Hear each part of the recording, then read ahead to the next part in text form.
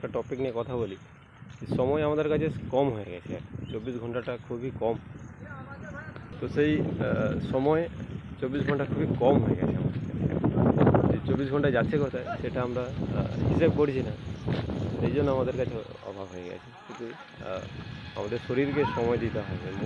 প্রত্যেক দিন আমরা কী করছি, এই 24 ঘন্টার মধ্যে 3টে ভাগে ভাগ করছি। যেমন 8 ঘন্টা ঘুমাচ্ছি, 8 ঘন্টা কাজে যাচ্ছি, আর 8 ঘন্টা আমরা এই কাজে যাওয়ার জন্য হোক বা এইসব কাজগুলো আমরা করছি।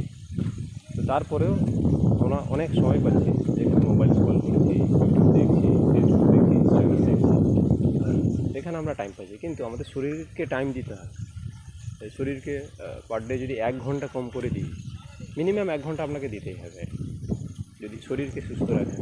আর সেই যেমন এক্সারসাইজ করা, 10 মিনিট মেডিটেশন করা, এটা এভরিডে করতে হবে, তবে আপনার শরীর মন ঠিক থাকবে। শরীর মন যদি ঠিক থাকে তো আপনি যে কোনো কাজ, সেটা কাজে গিয়েও আপনার মন বসবে, বা অন্য কোনো যেটা করছেন, যে কাজটা করছেন সব জায়গাতে আপনার ব্যালেন্সটা থাকবে। মন যদি ঠিক থাকে, মন আর শরীর দুটোকে একসঙ্গে চালাতে। যদি ভিডিওটা ভালো লাগে সবাই লাইক, কমেন্ট,